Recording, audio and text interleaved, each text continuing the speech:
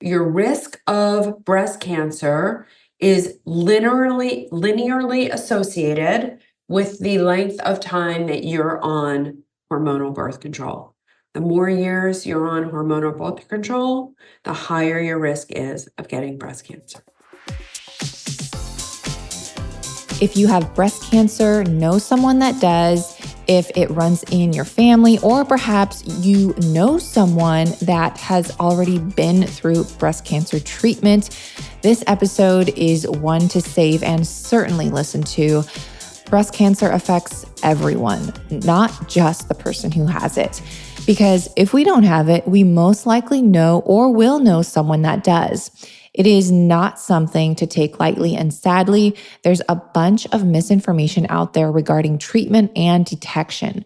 That's why I have Dr. Jenn Simmons on the show today, where she exposes and explains why mammograms can actually increase your risk of getting breast cancer, why soy doesn't actually contribute to breast cancer, the connection between birth control and breast cancer, if HRT is harmful or helpful, and the types of HRT we should be getting after breast cancer treatment, and alternative options for mammograms. We even go into how we can do a self-examination and why every single woman, young and old, should be doing this monthly, and the right time to examine ourselves, because that matters too. This may be one of the most important podcast episodes you will ever listen to. So without going any further, let's get right into the episode. Congratulations to podcast user Brooke Lem. Their Instagram handle is at @blueskymoon_. You are the winner of my January podcast giveaway, and you got 12 packs of bona fide bone broth. You guys, this is like the good stuff, the real deal. This is not cheap. So congrats to you, but don't fret. February, you can enter, and you're going to be getting some amazing stuff from Simple Mills. We all know we all love Simple Mills. This stuff is amazing. Every month we do giveaways. All you have to do to enter is simply give this podcast a 5-star rating and review. And don't forget to include your Instagram handle at the end of your review, because that's how I will be reaching out to you to get all your information to give you the goods. Again, just give this podcast a 5-star rating and review to enter for our monthly giveaways. If you love grain-free cookies and crackers like I do, then you probably are already a consumer of Simple Mills. Well, I've got some news for you. This month's giveaway, Simple Mills has agreed to gift a 3-month supply of their cookies and crackers. Yes, you heard me. A 3-month supply will be given to someone who simply rates and reviews this podcast in whatever podcast app you listen in. Simple Mills has been a staple in my home since 2018, and since then, they have evolved in creating some amazing grain, gluten, and refined sugar-free cookies and crackers for those with food sensitivities, but also just for those wanting a healthier alternative without the chemicals, gums, dyes, and artificial sweeteners commonly found in today's snacks. So just give this podcast a 5-star rating and review, and you could be the winner. At the end of this month, I'll be announcing the winner in an episode, so listen in so you don't miss the announcement. You could be the winner of a 3-month supply of Simple Mills. Air fryers have now been around for a while, but it's coming out that 99% of them are filled with toxic chemicals. Our place offers a variety of toxin-free cookware ranging from slow cookers, blenders, pots, pans, bakeware, and even dinnerware, all with a modern, sleek style. Their Wonder Oven is not only a toxin-free air fryer with a steam infusion, but it's also a broiler, toaster, and oven. It preheats 75% faster and cooks up to 30% faster than traditional ovens, so you can whip up dinner in no time. It can roast a 4.5-pound chicken, or you can go multi-level to cook double the capacity of a standalone air fryer, yet still compact enough not to take up too much counter space. Plus, it actually is beautiful to look at. If you head on over to FromOurPlace.com/digest, you'll get a discount automatically applied. We are in the thick of flu season. And of course, it's January. So everyone is just getting over all the holiday rush, all the eating sweets, and everyone's catching a cold.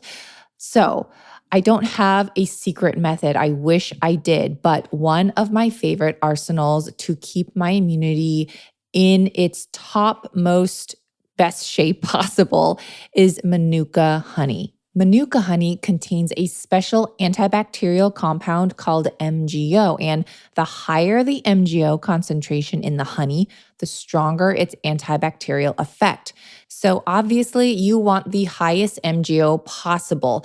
Now, there's a lot on the market, and of course, the higher the MGO, the more expensive it is. But I have a deal because quality products do sometimes cost a little bit of money. But if you go to manucora.com/digest, you will get an amazing discount and some extra goodies. So again, that's manucora.com/digest. And that's going to get you a whopping discount plus some free goodies. I hope you love this honey just as much as I do.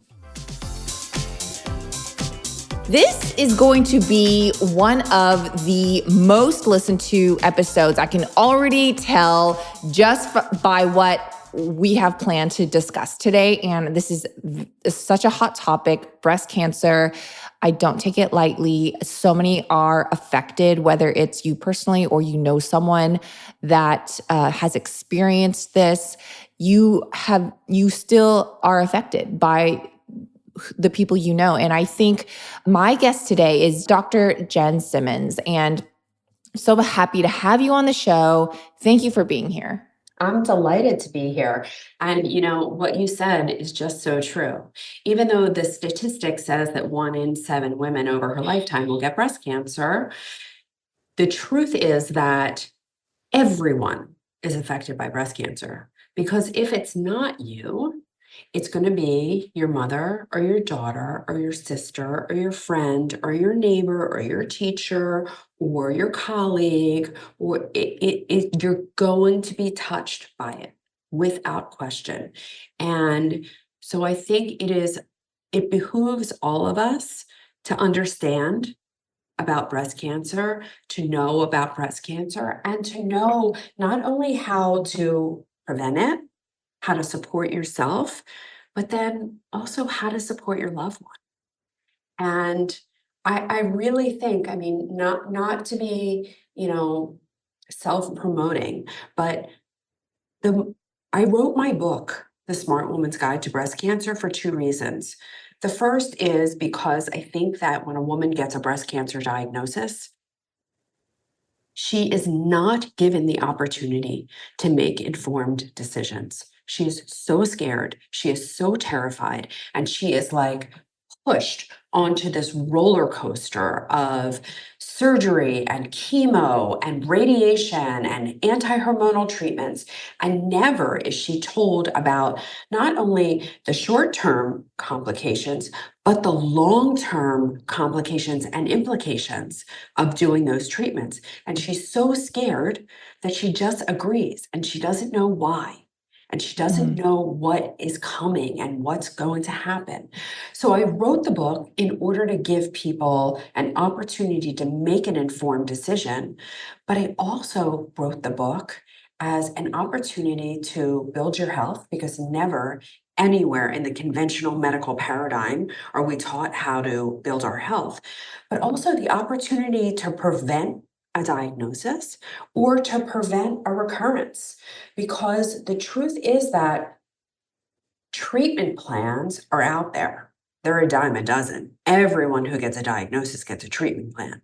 But the thing that everyone with a diagnosis or with or without a diagnosis needs is a health plan, right? We all need a health plan. And at the end of the day, breast health is health. I'm wearing my motto, right? I love it. Breast health is health. And the same things that are going to give you healthy breasts are also going to give you a healthy mind, a healthy heart, healthy gut, healthy skin, healthy bones, healthy everything. And this is what we need. This is what we need now more than ever. We need health because our society is suffering. We're suffering. The amount of metabolic disease that's out there, which is setting the stage for breast cancer, is astounding.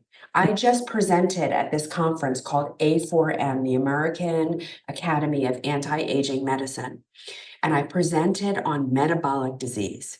And the number of Americans that have metabolic dysfunction is over 90%. Over 90% of Americans have metabolic dysfunction. So this is just for Americans. This Not is just for Americans, but overseas. Okay. let me tell you that the rest of the world, because they're starting to act like Americans and eat like Americans, they're slowly catching up.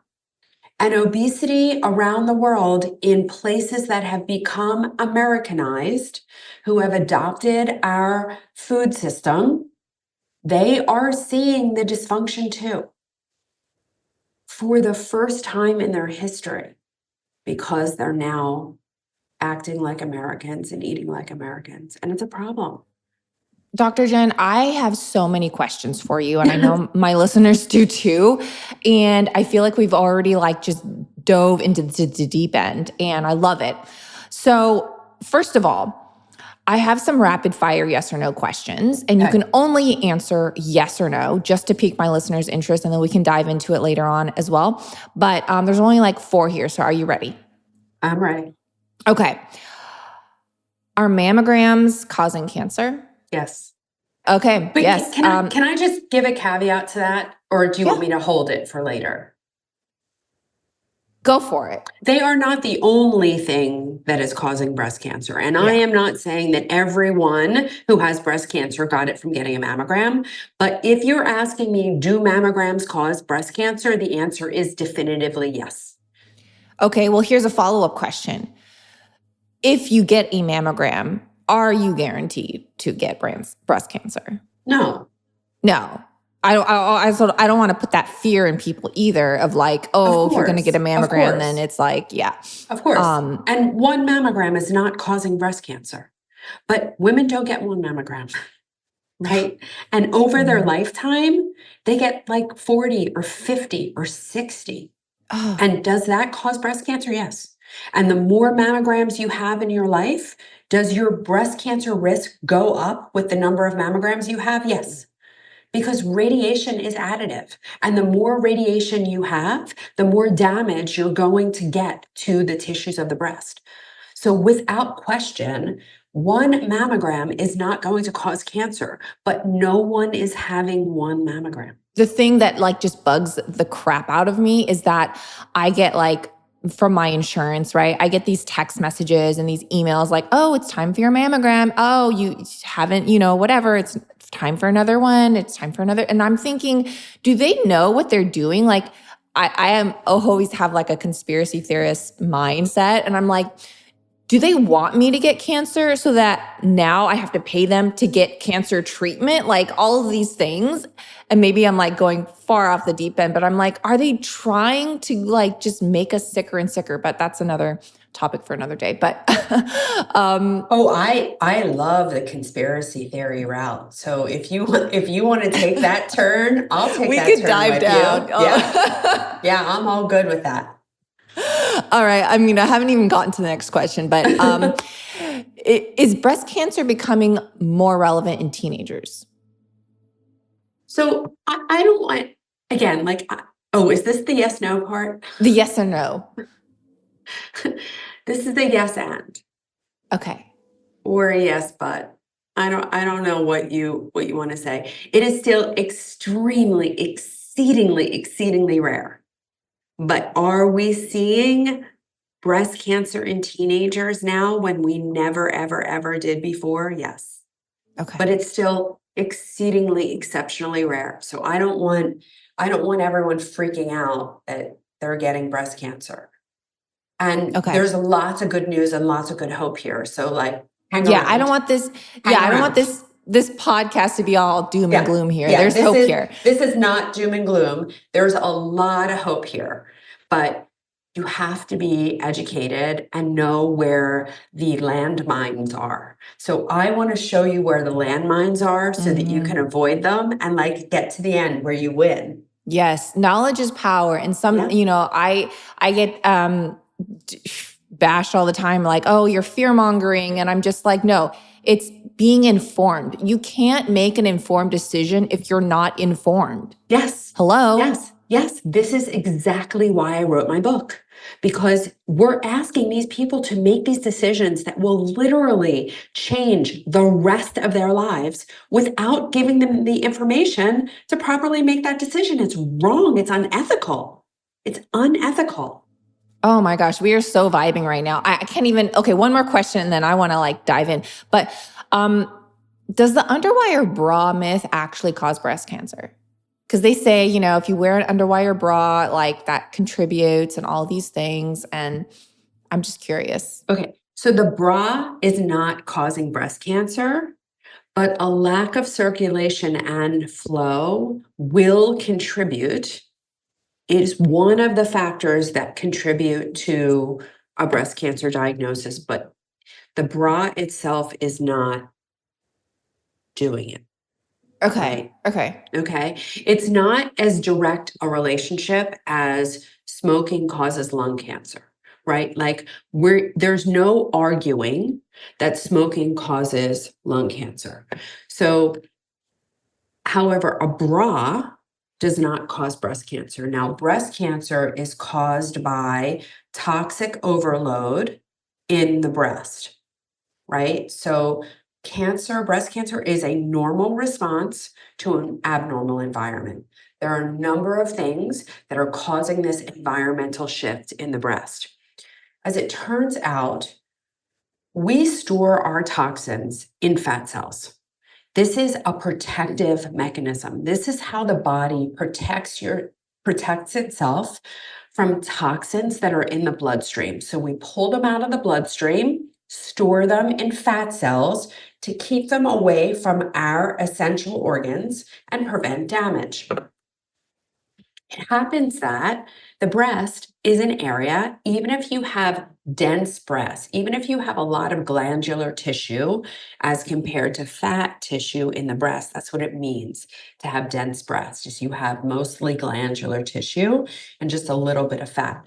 But even if you just have a little bit of fat, that is the place where toxins are stored.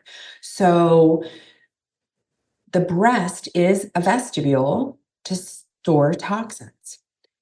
And these toxins, if they sit there long enough, they're sitting next to the breast cells, to the glandular cells, and they're going to damage those cells.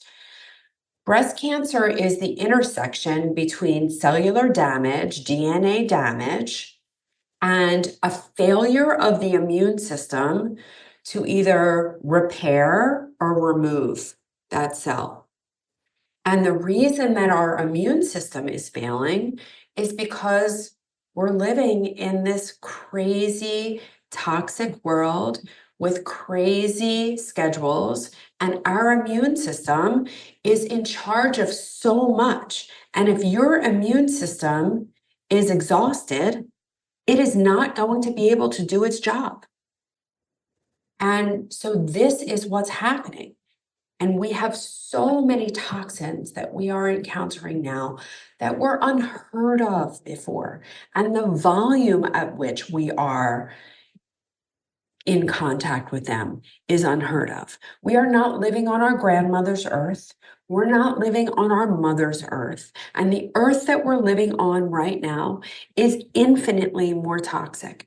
The vast majority of those toxins are coming in through our diet, through what we eat and what we drink. I want to get into this because I think, first of all, you dove into it a little bit, but do we really know what causes breast cancer? Because some people just say, oh, well, it just runs in my family. I eat a clean diet and I do all of the things and it's just, within my family. And then others say, no, you can stop it. I mean, do we know exactly what's causing it? Because from my understanding, we all produce cancer cells, but our body is able to kill them off repetitively, right? Well, In an ideal situation and an ideal environment, yes, that is true. But we are not in an ideal situation and not in an ideal environment. So what happens is that if you have a situation where, this is what most people are experiencing, we are completely our diet has been taken over by a lot of things that are not food. 70 to 80% of our immune system is housed in the gut, and it is charged with checking out all of those things that that we eat and that we drink. So many of these things are food-like substances. So the immune system is constantly in charge of checking this out and seeing what it is. And our immune systems, unfortunately, are exhausted. And so, yes, we have a built-in system that's supposed to guard against breast cancer, but if your immune system is overworked and overworked and overworked, it's like the bodyguard that's on his third shift. Like, he's exhausted. He's not seeing everything now. Things are getting by him, and that's what happens. Is that we don't have good immunity because there are so many things that suppress our immunity, not the least of which is that we are we are not in balance in terms of sympathetic state and parasympathetic state. So we are supposed to be in that fight or flight state less than 5% of the time. We are modern beings living on a very old gene code. So we only understand two states. We understand safety and we understand danger. And when we perceive danger, we only know that danger to be a saber-toothed tiger. That's all we know. So when we perceive danger, our body changes its chemistry. We become cortisol dominant. That's our stress hormone. And certain things happen because your body thinks that there's a saber-toothed tiger. So the things that you need to get away from a saber-toothed tiger are the things that are enabled. So we make more blood sugar so that our muscles have the fuel that they need to run away. And we shunt our blood flow away from non-essential organs. One of those organs, incidentally, is the breast. The breast is a non-essential organ. So those toxins that are in there, that if you were moving your body and pumping your body all the time, that circulation would allow for the removal of those toxins in your sweat. But most people are not moving, and their stressors are not physical stressors, and they're not running away.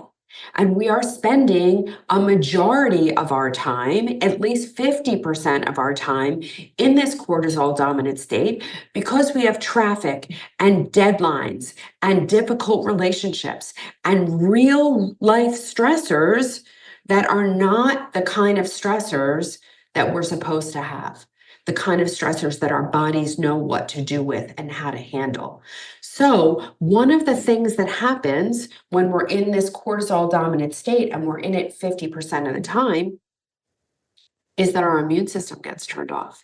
Because if you're about to be eaten by a tiger, you don't need to fight off the common cold. You don't need to worry about cancer. You're not going to live long enough to have it.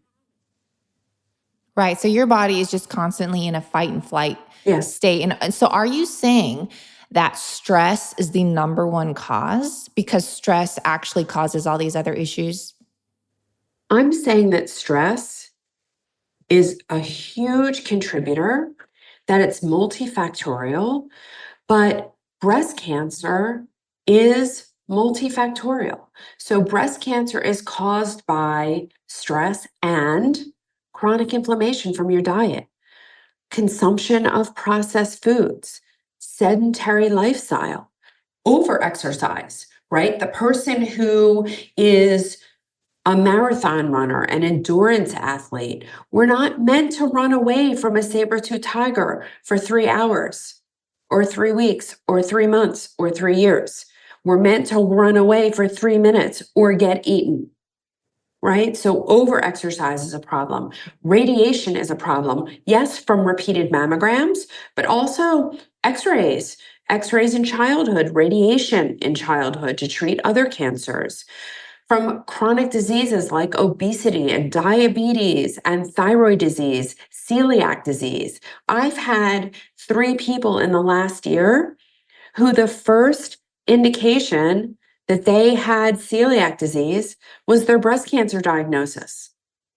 No one had ever tested them before because they didn't have GI manifestations. And most people don't know that 40% of people with celiac disease, which is an autoimmune disease where you have an autoimmune condition triggered by gluten or gliadin, the protein in wheat, 40% of those people will not have gut manifestations.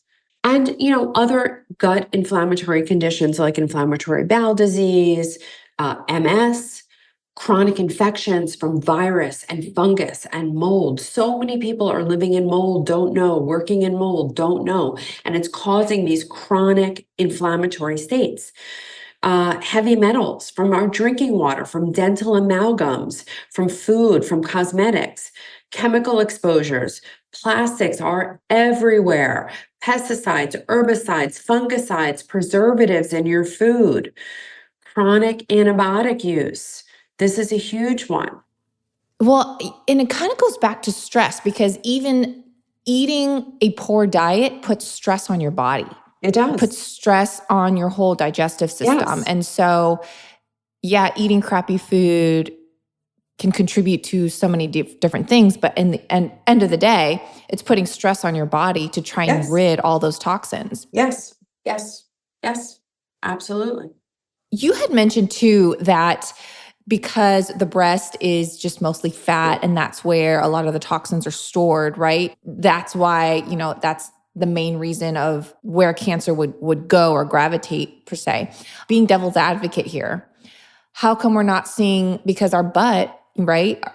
Our glutes that's a lot of fat too. How come we're not having like butt cancer or glute cancer? Why is it always the breast versus other parts of the body?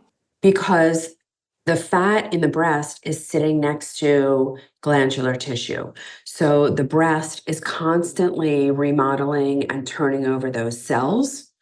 And it's when we turn over the cells, when we replicate our DNA, when mistakes happen. That kind of turnover is not happening in the butt. The butt is not a gland. So where we see these cancers are where we have active cells, because it's in the process of turning over these cells that those cellular mistakes happen. And if your immune system doesn't recognize them early on, then those mistakes can proliferate, can grow, and can become a tumor. Now, the hopes are that it gets recognized before then. There's a lot of talk about Botox and people going off Botox because of the severe side effects and risks. And I don't blame them. Everyone wants to look great. Everyone wants to look younger. I get it. So what is the deal? Is there any alternative to Botox? Well, I would not suggest injecting fillers into your face. However, I will say Fatty 15, which is a supplement I started taking about a year ago. I got my husband on it, and it fights cellular fragility syndrome, which is a nutrient deficiency no one is talking about. And this is actually what ages us. There was a very recent study that came out about cellular fragility syndrome, and it shares about how Fatty 15, which is an essential fatty acid, very new to the game. We did not know we needed this in our diet, and a lot of us are lacking in it. It is called C15. That is the fatty acid that helps with aging and the breakdown of our cells. Fatty 15 has 3 times more cellular benefits than omega 3s or fish oil. It's made from a patented, pure, and oxidation resistant C15 powder derived from plants. So it's vegan friendly and free of flavors, fillers, allergens, or preservatives.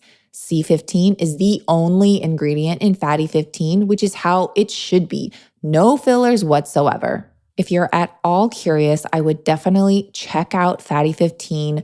Look, do your research yourself. And if you want to take the plunge, you can save 15% by using code DIGEST. Just go to fatty15.com/digest and use code DIGEST at checkout. That's fatty15.com/digest.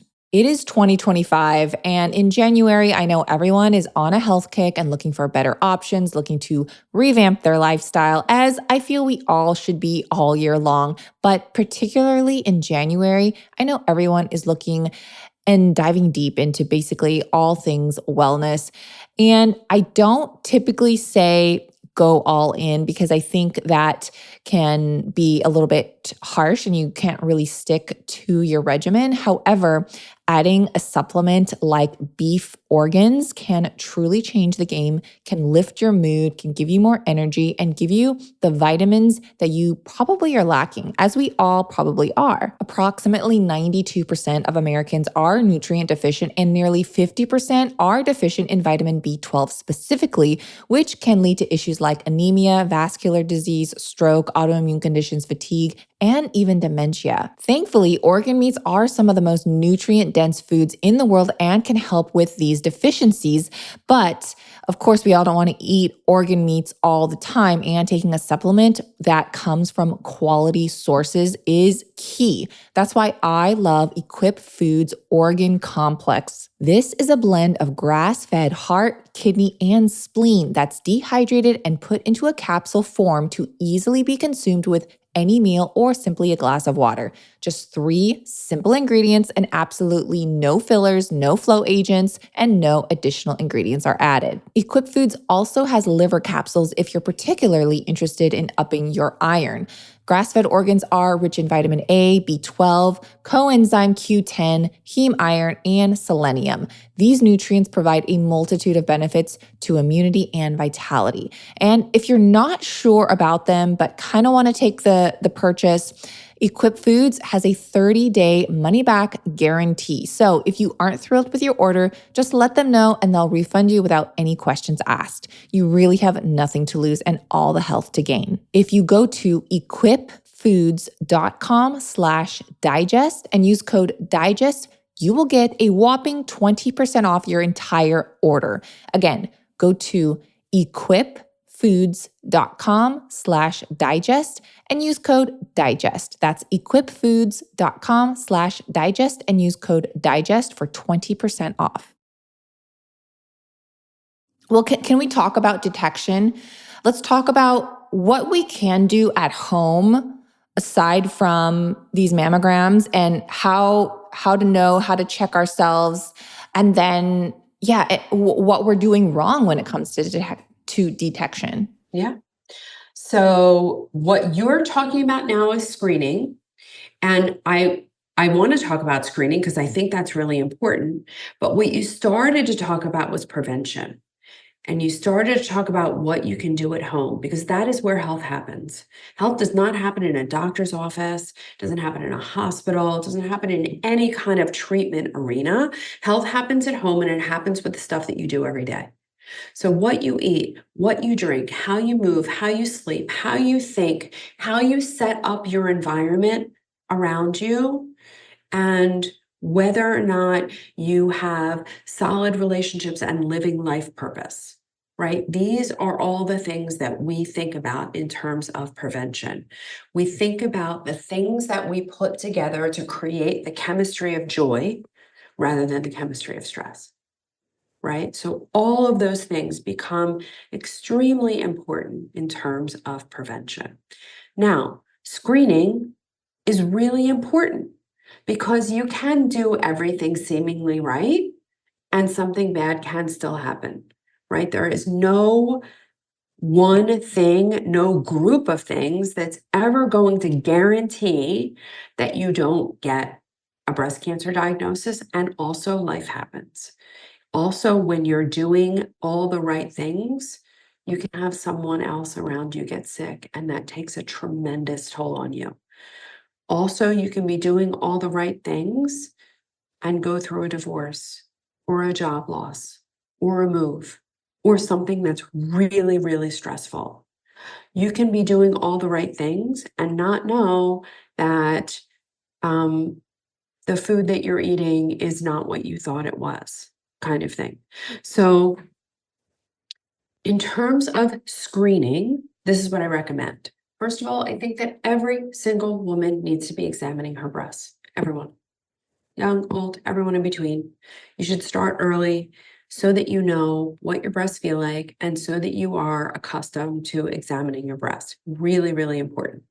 So once a month, if you are premenopausal, then you're going to do it 1 week after your period starts, because that's the time in the month where your breasts are the least stimulated. If you're postmenopausal, then you should be doing it once a month. It doesn't matter when, whenever you're going to remember. If you are on hormone replacement, you should be doing it during the time in the month where you're taking your break from your hormones. And if you're on hormone replacement, please hear me, ladies, everyone should be taking a monthly break from their hormones. You should not be using them straight through. Okay, so when you're examining your breasts, you both want to look at them and feel them.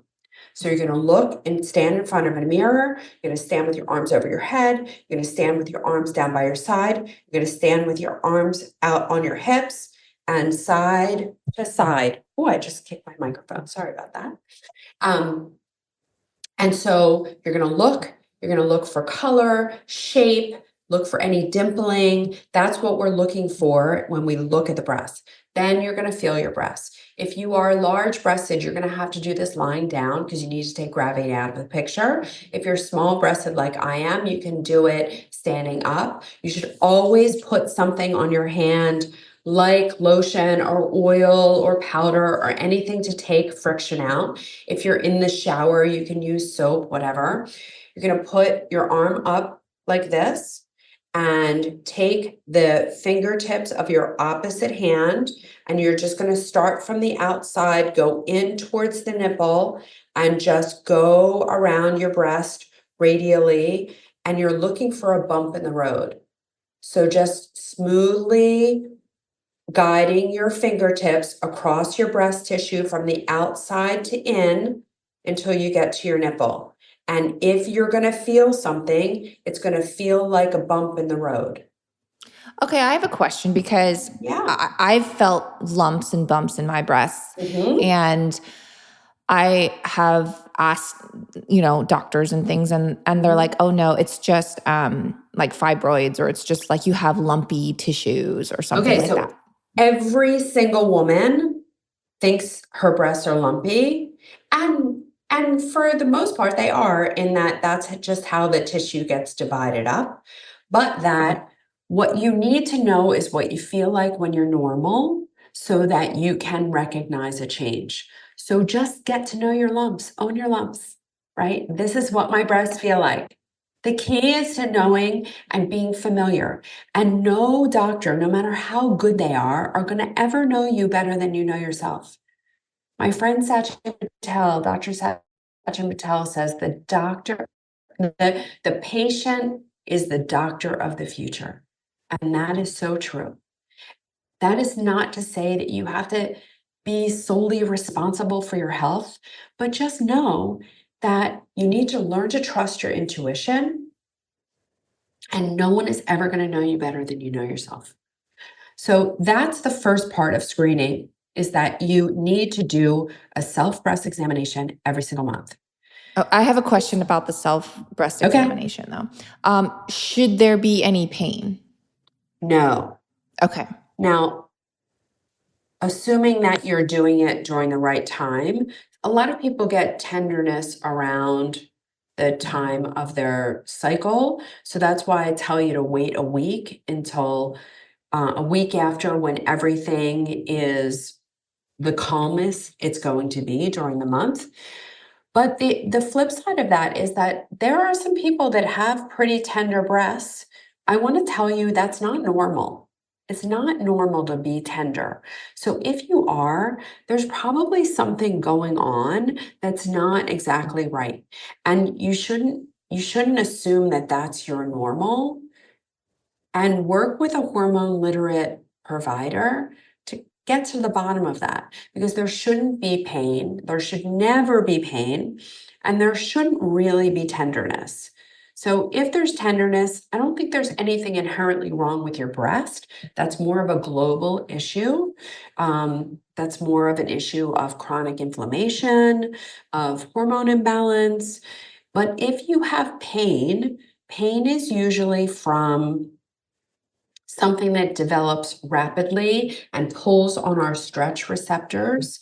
And for the most part, things that develop rapidly are things like cysts, and they are almost always benign. So pain is not necessarily a sign that anything is terribly wrong, but it's something that you should pay attention to, because these are all messages and signals, right? And we should be in touch. Yeah, I mean, I know a lot of hormones could cause pain. Like if you are pregnant, for example, like obviously if you have tender breasts, that's a sign, things like that. So Yes. Yes. yeah, I don't want to So- like freak people out. Right, of course. So, but that is the explanation. If you have pain and tenderness in your breasts, there's going to be a reason why. And if you're not pregnant, it's because you're inflamed. Right? And it's important to know that before a diagnosis happens, right? Because you can prevent it and reverse it. And that's so important. So the second thing that I tell everyone to do is something called the ARIA test, AURIA. And this is a test that's done on your tears. So you put a tiny piece of paper in the corner of your eye. It's not painful. And then you take that piece of paper, you send it off to the company, and they check that fluid for two proteins, the S100A8 and S100A9 proteins. These are the proteins that are associated with the early stages of breast cancer. These are inflammatory proteins. So if you have the presence of these proteins, you have breast-specific inflammation. Okay, can you give us that information again? Yes, it's called ARIA, AURIA.care. And the code to have that test done at a discount is DRJENN20, Dr. Jenn 20, all in caps. And it's a very inexpensive test and very, very worthwhile. So easily test for your risk factor for breast cancer with this very simple test at home. And I recommend people do that 1 to 2 times a year. Okay. Okay. No, that's a great thing. Yeah. And then the third thing that I advocate for is something called QT imaging. So I opened up the first independent center on the East Coast called Perfection Imaging, where we are offering the ARIA test and offering something called the QT scan. So this is a way to screen for breast cancer and image the breast without pain, without compression, without radiation, which has comparable ability to see the breast tissue to MRI. So in a 30-minute spa-like appointment, you come in, you're greeted by my lovely staff, you get put in a soft, beautiful robe. You go into the room and lie down on an ergonomically designed table. Your breast gets submerged in a warm water bath. The lights are down. There's lovely music on. You, for all intents and purposes, take a nap. We collect these images and you get a report of whether or not you have anything of concern in your breast. This is not like thermography. This is detailed imagery of your breast. In fact, you can take the data that we get from the scan and actually put it into a 3D printer and have a 3D model made of your breast. And is this only in a certain state where you're located? So I have two centers, one in the Philadelphia suburbs, one in Novato, California. There are two other places in California, one in Scottsdale and one in Crystal Lake, Illinois, where you can also have this done. And I'm on a mission to put up 50 more in the next 5 years because I want to make sure that everyone who wants access to this technology gets access to this technology, because I think this would be a great time to talk about the harms of mammogram, because they're not insignificant. I love that you're doing this without radiation. Can I ask, how much does this cost? Yeah, so this test is $600. That's so cheap. Like I'm thinking $600 for detecting if you do or do not have something. I know. So I'll tell you that I feel very strongly about mammogram. Now, when we started off with the mammographic screening program in the 1970s, this was actually built on some foundational assumptions that breast cancer growth is both linear and predictable. So if you found a small breast cancer, you could save someone's life and save someone's breast, because it assumes that breast cancer starts small and grows to some critical size, at which point it's more likely to metastasize. So if you could find it before that point, then you could save lives and save breasts. And it's a lovely, lovely theory. It's even a logical theory.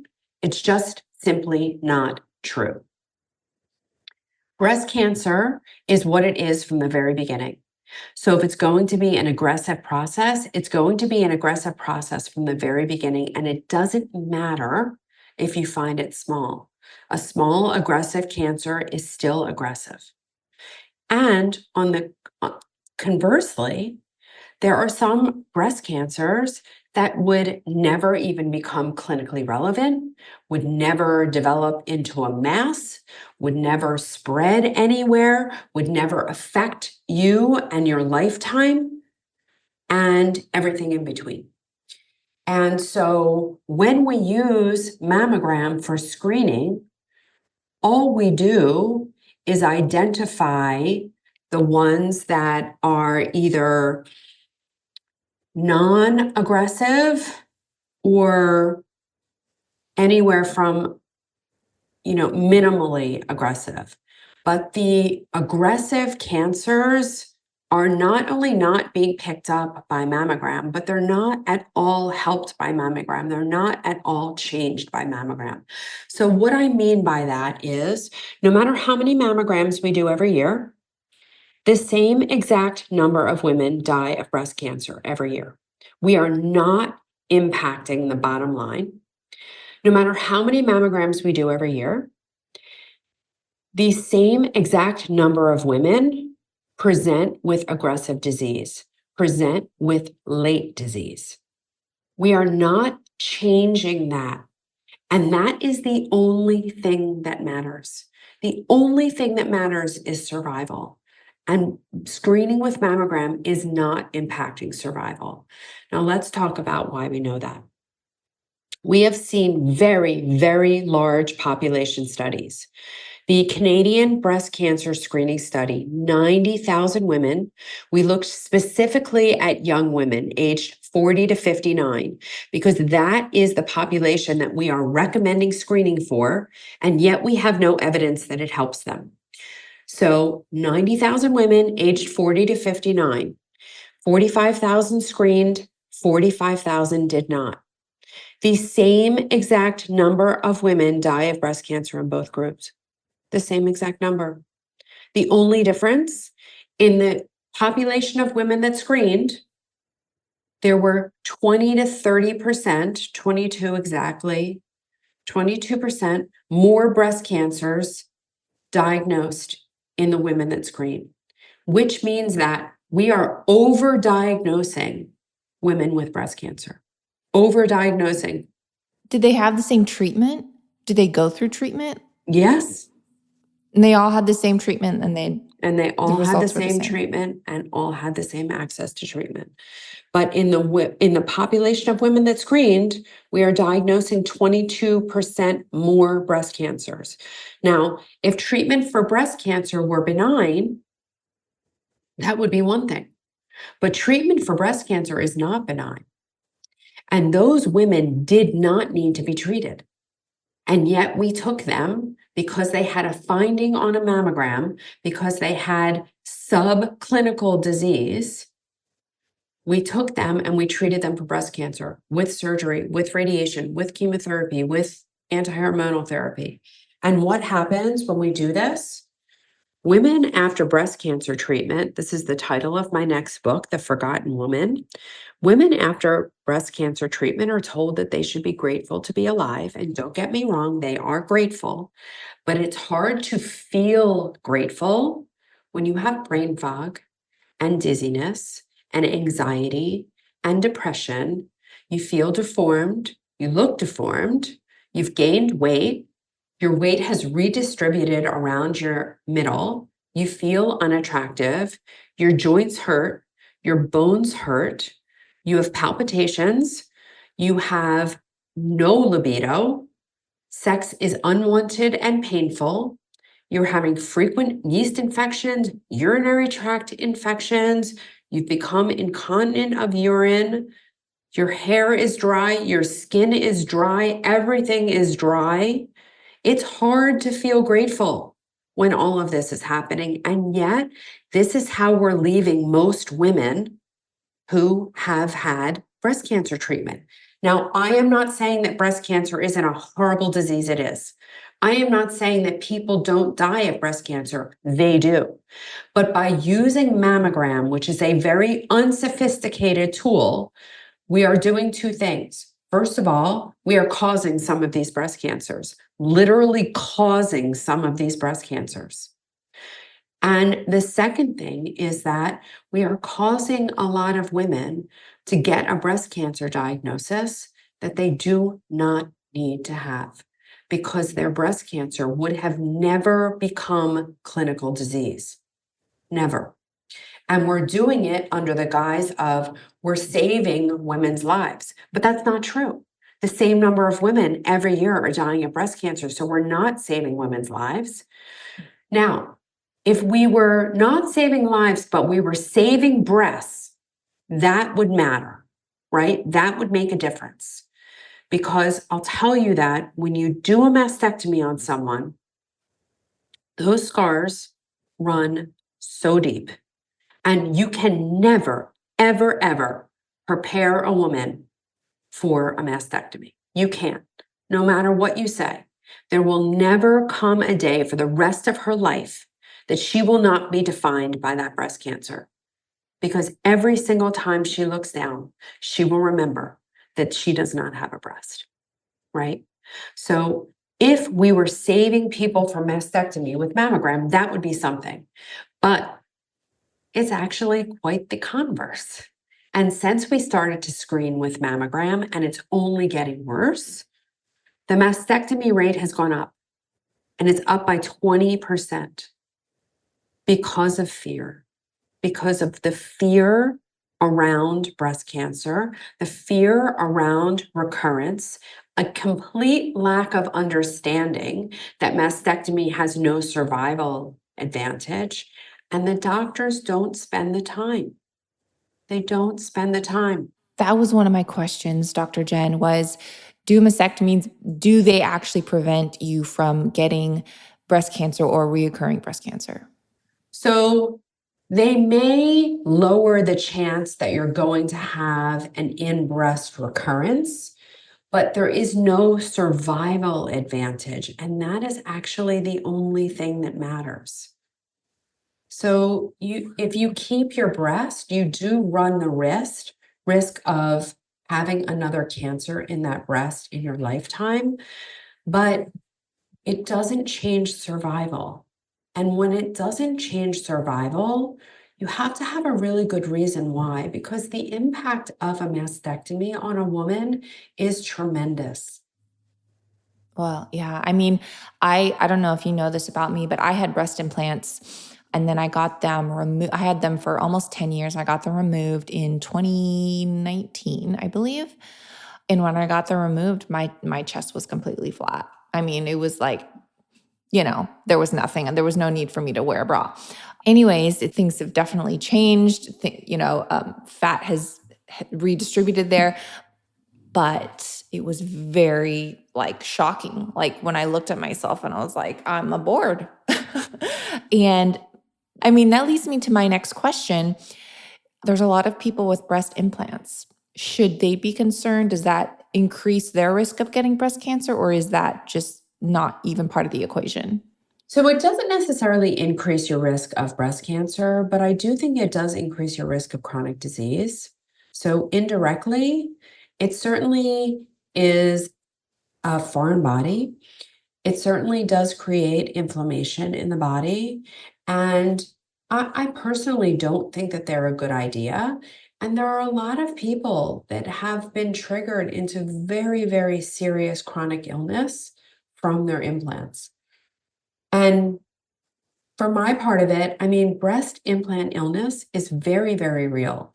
And if you are someone who has been battling chronic disease, things like autoimmunity and gut problems, breathing problems, skin problems, joint problems, weight problems, and you still have implants in, I think you really ought to be second thinking that.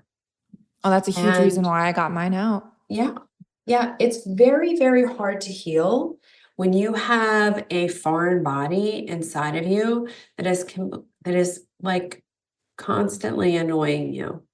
That's essentially what's happening, is that when you have a foreign body inside of you, it's a constant drain on your immune system, because your immune system is like, wait, what are you? Wait, what are you? Wait, what are you? Wait, what are you? I keep having to pay attention to you. It's such a distraction away from what it's supposed to be doing.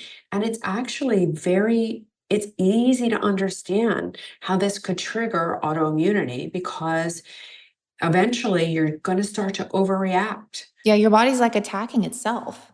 Yes, because it's trying to figure out what to do with this foreign body.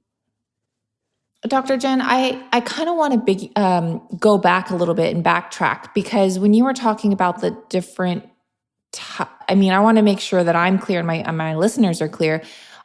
You were saying there's certain cancers that are breast cancers that are aggressive and not so aggressive. So are you saying that there's different types of breast cancer and that some of them don't need to be treated because they're quote benign?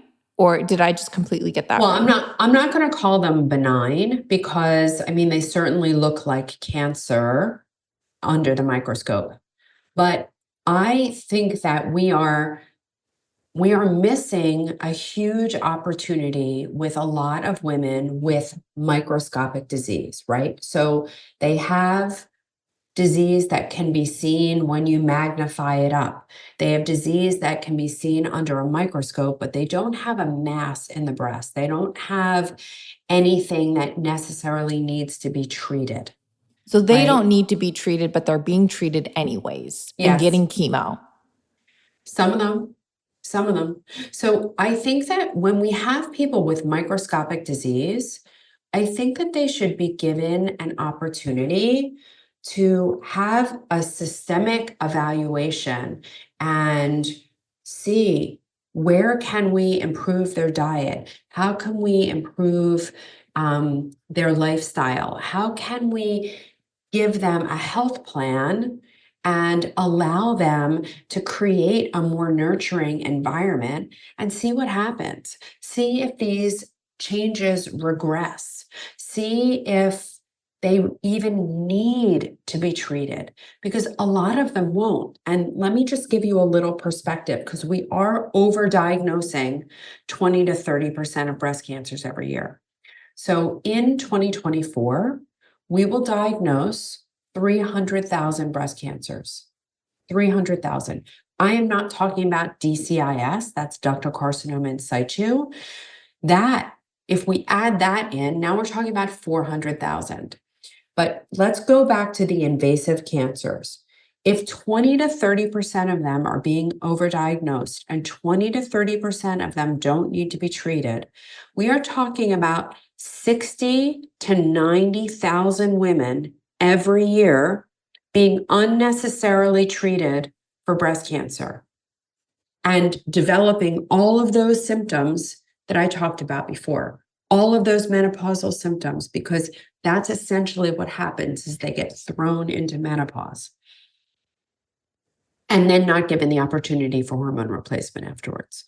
So we are hurting an unimaginable amount of women by using this unsophisticated tool to drive all of this.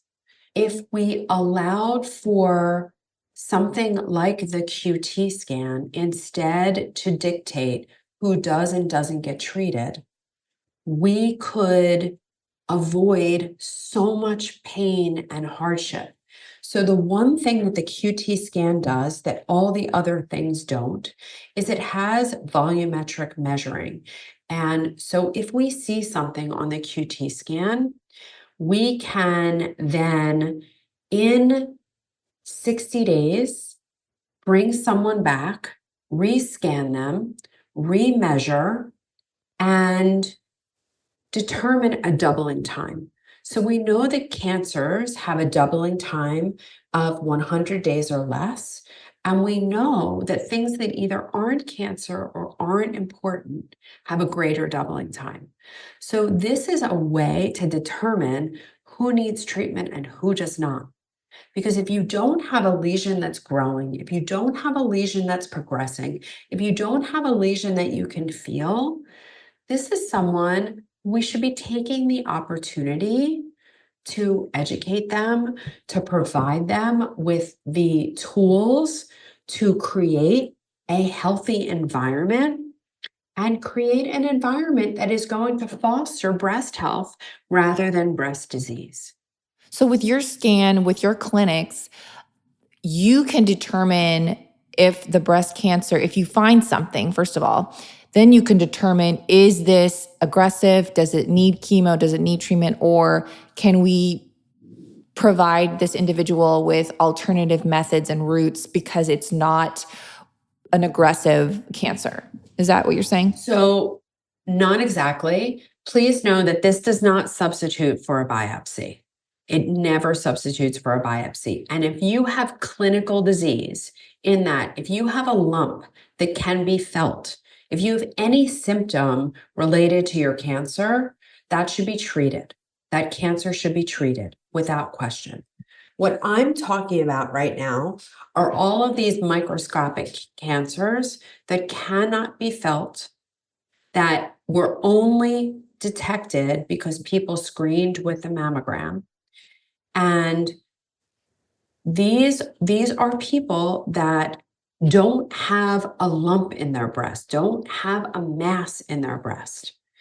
And these are people that I think should be offered observation and an opportunity to improve their health. That's what I'm saying.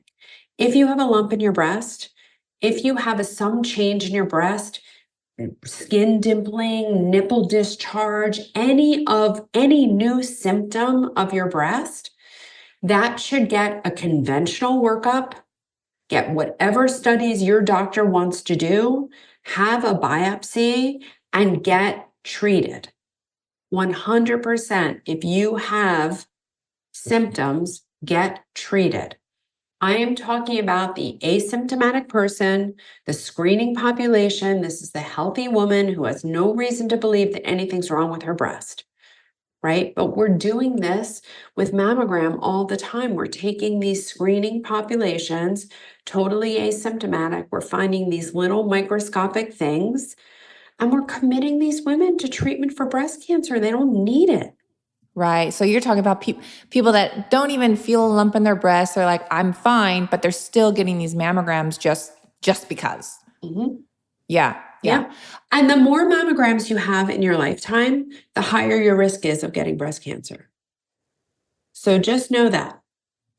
Is it just mammograms or radiation in general? Like, Oh, it's radiation in general, but mammograms are radiation that's focused down on the tissues of the breast. So I want to dispel a couple of rumors, because people say all the time, well, I mean, it's the same amount of radiation as a cross-country flight. You don't tell people not to fly cross-country or go through airports or anything like that.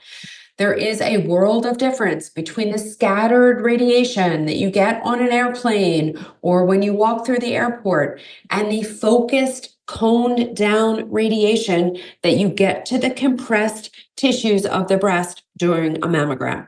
They are not the same thing. A 3-year-old can understand the difference between this. Please, please, please know and see the difference between this.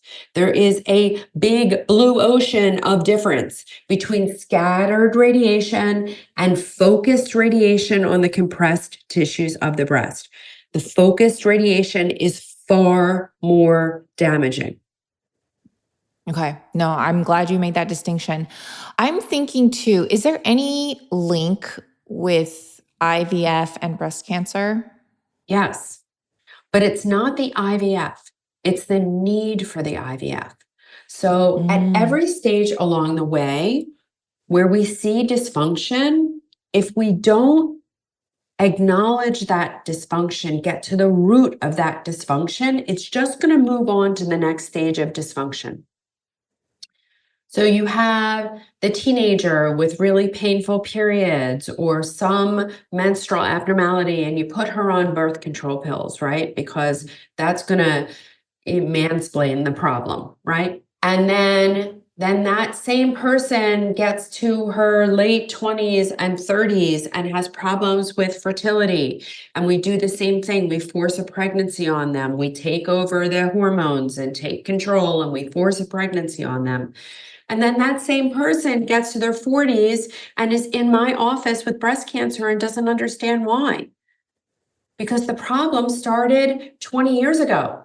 And we should have acknowledged it and restored health and balance then.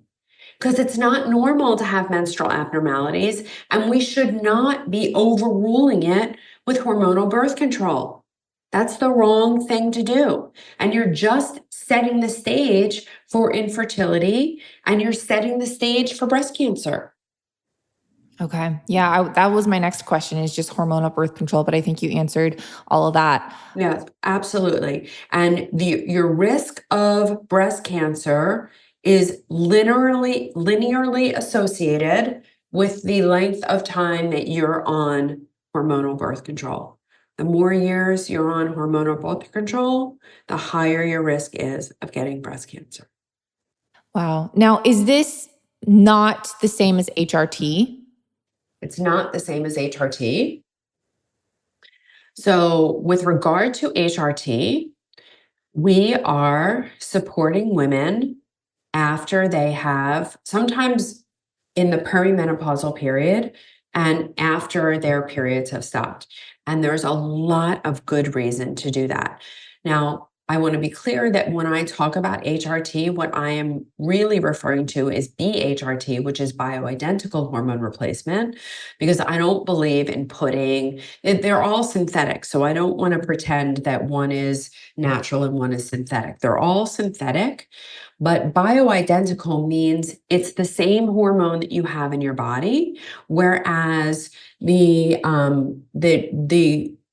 commonly available HRT, the ones that come from pharmaceutical companies, these are estrogen compounds that are not identical to the ones in our body. So because they're not identical to the ones in our body, they do come with some increased risks that isn't true about bioidentical hormones. So there is a lot of good reason to take bioidentical hormones and almost, not always, but almost no reason not to. So with bioidentical hormones, because when a woman goes through menopause, she has rapid deterioration of almost everything. And this is because estrogen is the hormone of life. And there are reasons why we have estrogen receptors from our head to our toe and everywhere in between. Because in order for our brain to work, in order for our heart to work, in order for our gut to work, in order for our lungs to work, in order for our skin to work, in order for our vagina to work, in order for our bladder to work, in order for our skin and bones and joints and muscles, in order for everything to work, it needs estrogen. And if there is not estrogen around, everything suffers. And when we look at who gets breast cancer, the vast majority of breast cancers happen in the postmenopausal woman because estrogen is protective and protective of so many things. Now, I am not saying that women who go on hormone replacement don't get breast cancer. Of course they do. But women who don't go on hormone replacement get breast cancer as well, and everyone in between, because it's the environment. But what it's not is the hormone replacement. And when we look at the population of women who take hormone replacement and compare them to the ones that don't, know that everyone gets breast cancer. The women who take hormone replacement and get breast cancer, however, have better outcomes. And we can look at the flip side of it too.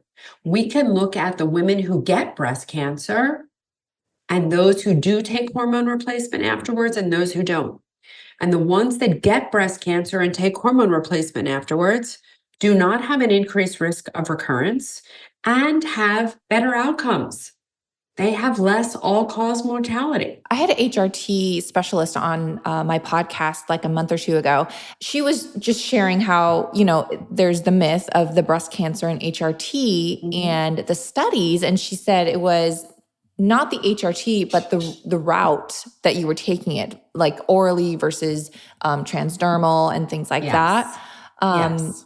And for those listening, and they're looking for BHRT, the bioidentical, can they ask their regular doctor and practitioner, or do they have to, quote, go black market and try and figure it out and go to some like compounding pharmacy, or can they get it from a regular pharmacy?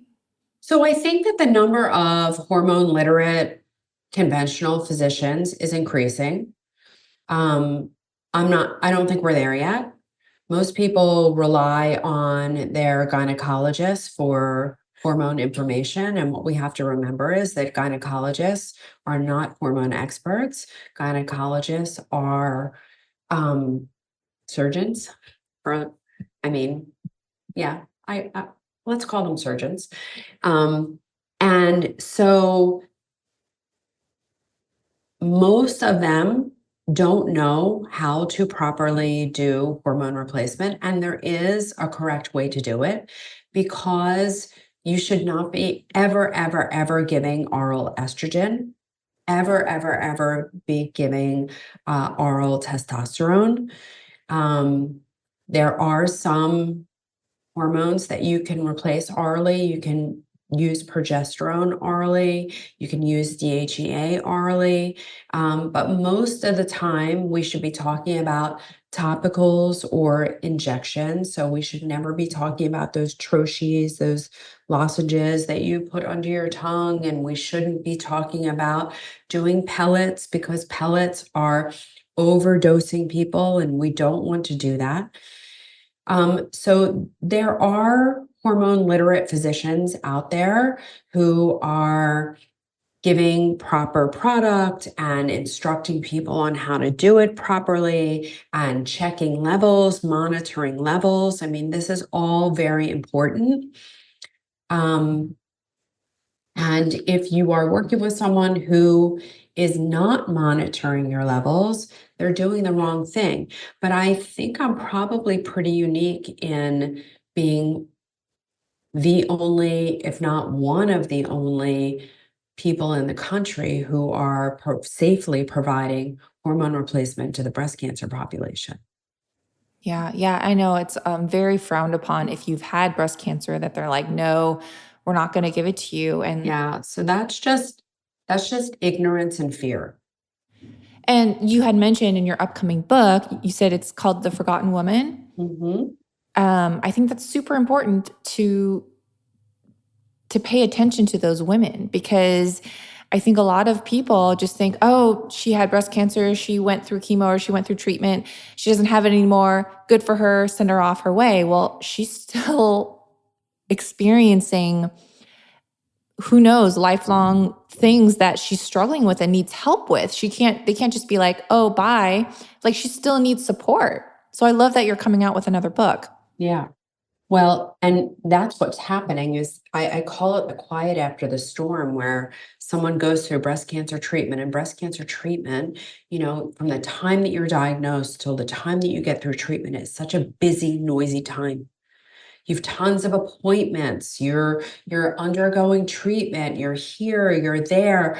Everyone around you is rallies and is there to support you. And then you finish treatment and you ring that bell, that stupid bell, and it's like crickets. No one's there anymore. And it feels so scary, and you're so alone and so helpless, when actually this should be the time that you are taking control of your health, because this is your opportunity. This is your opportunity. Hopefully, you will have engaged someone like me before then so that you can get through treatment in the best way with the least side effect. Because there are ways of eating and moving and sleeping and supplementing through treatment that is very, very protective and necessary. Um, so I think that for that woman who is in this time and space, the quiet after the storm, who needs to know what's next, certainly my upcoming book, but I do have a course too. And that course would be invaluable to that person. It's called the Breast Health Blueprint. Mm. Okay, well, I'll be sure to put all of your information and those links in today's show notes so that people Yeah. can easily find them, easily access them. Um, Dr. Jenn, I want to give some hope, some brightness to people listening. You know, how can you empower a woman to take charge, whether they don't have breast cancer, whether they think they may, or they know someone that does? Mhm. Give us some hope and some light and some tools. I mean, you've given us so much already, but how can we close this with a positive note here? I want everyone to know that, diagnosis or not, you have so much more control than you think. And even if you have a genetic mutation, even if you have a familial predisposition for breast cancer, what you create in your environment will dictate everything. And breast health is health. So, those same exact things that you're going to do to drive breast health is going to drive health for your whole body. And that's what we all need. We all need to think about root cause medicine. We all need a health plan for our everyday life, right? We should all be following a health plan every single day, because health is a journey, it's not a destination, right? And we all need to be moving towards health all the time. So, eating a whole food, plant-based, low glycemic, because sugar is bad for everyone, low glycemic diet. For me, I tell people to be on a grain-free diet, because we have no nutritional need for grains, none. And if we never ate another grain again, we would suffer no nutritional deficiencies. And I don't believe in eating things that have no benefit for us. So what I tell everyone to do is to eat a whole food, plant-based, grain-free, low glycemic diet. Where you get your protein from is where you get your protein from. I don't get into that argument. If you want plant-based protein, great. No or minimally processed, right? If you want animal protein, okay. But just make sure you're not eating farmed fish or factory raised conventional animals because they are poison. They are poison.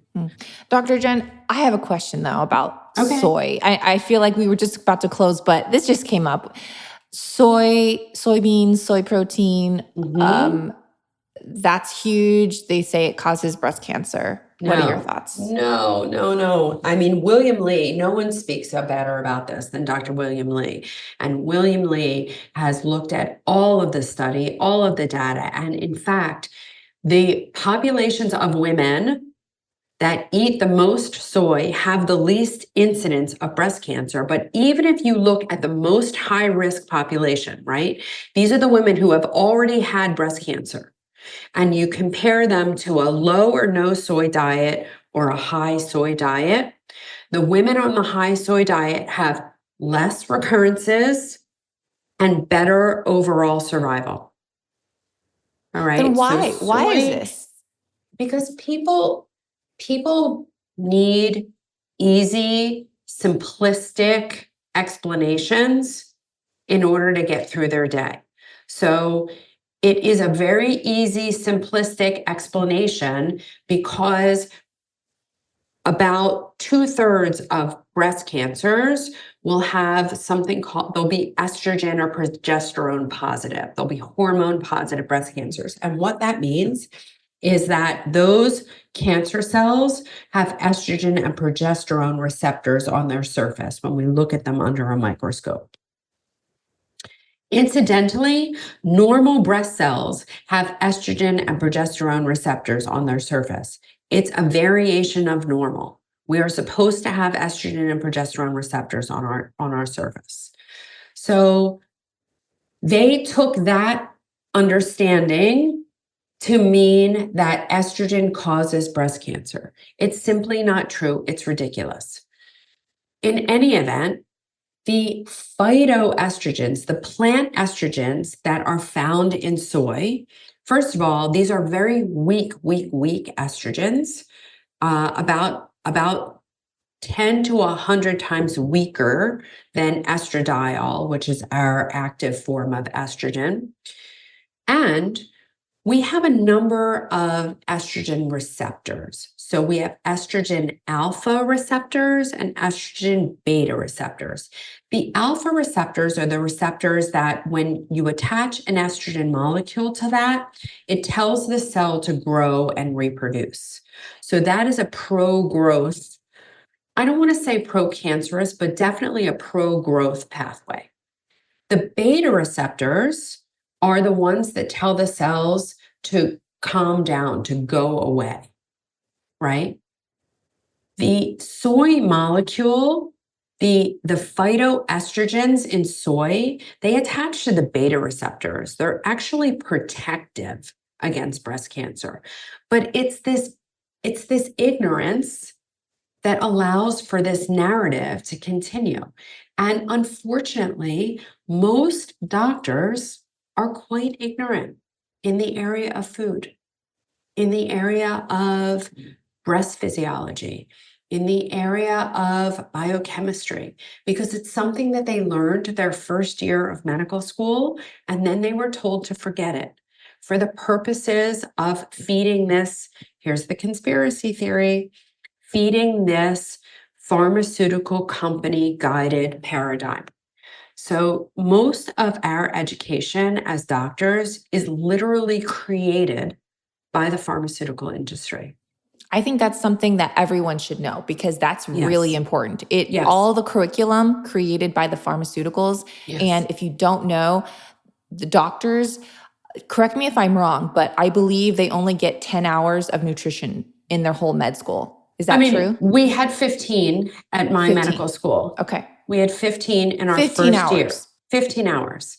But just compare that to, we worked anywhere from 60 to 80 hours a week. And medical school is 4 years, and then my residency was 5 years, and then my fellowship was another year. So in my 10 years of training, I had 15 hours worth of training around nutrition. 15 hours, right? One of the days I'm going to do the math to see what percentage that is, but it's not good. It's not good. I can assure you of that. So I do want to give one caveat to soy. I think everyone should be consuming soy. There are some people that won't tolerate it. And if you don't tolerate it, please don't eat it, right? It won't be good for you. But if you're going to eat soy, you have to make sure that it is non-GMO soy because soy is a commodity crop, right? So there's a lot of bad soy out there. So it needs to be non-GMO, needs to be organic. That's the way that you know that it's non-GMO. And it needs to be or minimally processed. So what I mean by that is you're either eating edamame, which are the soybeans, or you're eating soy milk, tofu, which is made from soy milk, miso, which is fermented soy, tempeh, natto, which I personally can't eat it, but if you can, great. And that you're not eating isolated soy protein, hydrogenated soybean oil. These are not healthy things. All the fake meat no, that's like a hard no for me. We should all be staying away from highly processed foods. Across the board, staying away from highly processed foods. It's really, really important that you do that. So when I talk about consuming soy, I mean good quality soy, minimally or unprocessed. Yeah, no, I think that's a good caveat. Also, I just want to bring it back as we close. And at the beginning, we were talking about stress. And I feel like, can anxiety about getting breast cancer actually increase your risk of getting breast cancer? Because 100%, 100%, because what we think about grows. So if we're constantly thinking about getting breast cancer, guess what we're going to get? Breast cancer, right? So instead, that person needs to really, really work on their mindset, right? And the way that you work on your mindset is with meditation. I can't meditate. I can't tell you how many times I hear that. The people that say to me, I can't meditate, I can't sit still, I can't make my mind stop. Let me just educate a little bit about meditation. And please know that this is not from me. These are Emily Fletcher's ideas and Emily Fletcher's words. So I want to give her credit. Ziva meditation. This is how I learned to meditate. There are a million people who are really, really good, who I want to shout out to: Joe Dispenza, Tamara Levitt, Emily Fletcher. There are so many people out there doing amazing work in the areas of mindset and meditation. But this is a very common misunderstanding. Your mind is not stopping. No one's mind is stopping. The only time your mind stops working is when you're dead, right? Other than that, your mind is constantly working. We are not trying to stop the mind from working. We are trying to train the mind to think about what we want it to think about. We are trying to train the mind to let the stuff that doesn't serve us go. And thinking about getting breast cancer doesn't serve you. It doesn't. So you need to build that tool, that ability to say, thank you for sharing, but no thank you. That is not where I'm going to spend my energy. That is not what I'm going to let in. That is not what I'm going to internalize. We need to be very, very protective about what we internalize, because what we internalize affects our chemistry. That's where that chemistry shift comes from. And we don't want the chemistry of stress. We don't want that cortisol-based chemistry. We want the chemistry of joy. We want oxytocin. We want serotonin. We want dopamine. We want GABA. We want all the things that make us feel good. And we do that by consciously deciding what we let in. We need to become the gatekeepers of our lives. We need to become the gatekeepers of our brain. And meditation is one way to do it. So we don't meditate to get good at meditation. This is Emily Fletcher. We don't meditate to get good at meditation. We meditate to get good at life. And everyone needs to get good at life. Yeah, that's such a powerful and empowerment statement, and something that people can really take away is that, like, look, you have this information, do what you can with this information to be preventative and all the things. But then at the same time, look, don't stress about it, because it's like a ticking time bomb. Like, don't stress about it. Let it go. But you're not a ticking time bomb. No one is a ticking time bomb. And even if you have a BRCA mutation, I want you to know that 100 years ago, BRCA mutations are not new, right? Even if you have a BRCA mutation, 100 years ago, that BRCA mutation would have meant that you had a 30% chance of having breast cancer. Now it's an 86% chance of breast cancer. There was this guy, this is a long time ago, and he didn't have breast cancer, but he had some sort of cancer. And he was like, whatever, I'm going to go in the woods or in the forest and just like live out there and like forget society, all the things. Anyways, long story short, came back, cancer was gone. Yeah, that's correct. So cancer is an environmental disease, and we can all create the environment that fosters health by being on the right diet for you, by prioritizing sleep, by incorporating fasting, because fasting and sleep are where the healing happens. By having proper movement, by avoiding toxins, by having detoxification practices. This is really important. We are surrounded by toxins. We need to get them out. You need to be pooping every day, a number of times a day.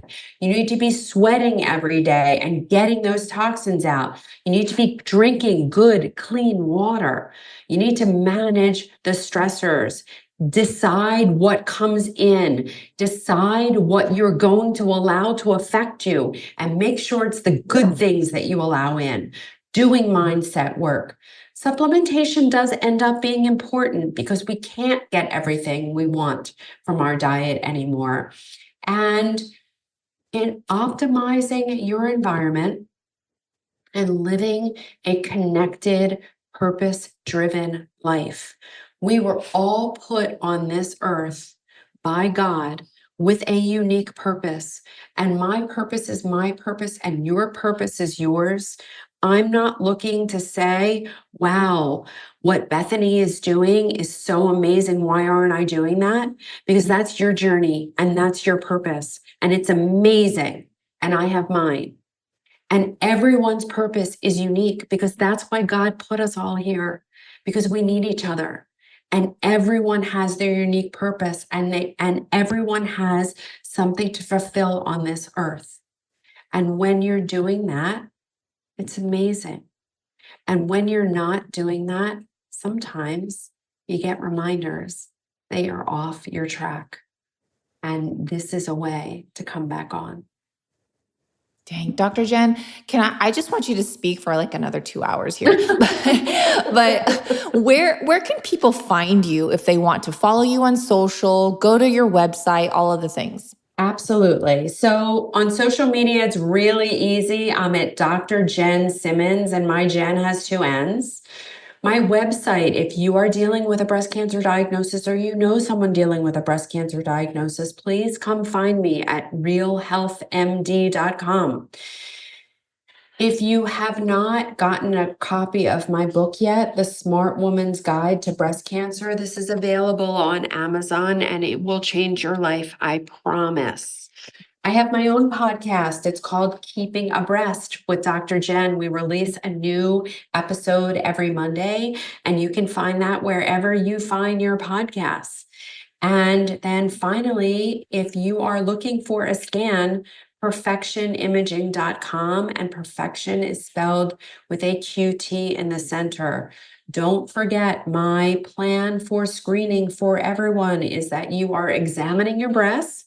You're getting the ARIA test, aria.care, AURIA.care, and you are having some sort of imaging every year. Hopefully, it's going to be at Perfection Imaging, because I am on a mission to make sure that everyone who wants access to this technology gets access to this technology. Amazing. I think I may even do that myself just as preventative. I think it's just such a wonderful tool that you have given us. And thank you so much for your time. I know you're a busy woman, and I cannot wait for this to air because I know it will impact every single person listening. So thank you. Thank you. Thanks for listening to this episode of Digest This. If you enjoyed this episode, please leave a review in your podcast app to let us know. If you're ever wondering how you can support me and this podcast, sharing it with your friends and family is the best way. This is a Wellness Loud production produced by Drake Peterson and edited by Mike Fry. To check out more shows by my team, go to wellnessloud.com, and to email the show, message us at digestthispod@gmail.com. See you next time. The content of this show is for educational and informational purposes only. It is not a substitute for individual medical and mental health advice and does not constitute a provider-patient relationship. As always, talk to your doctor or health team first.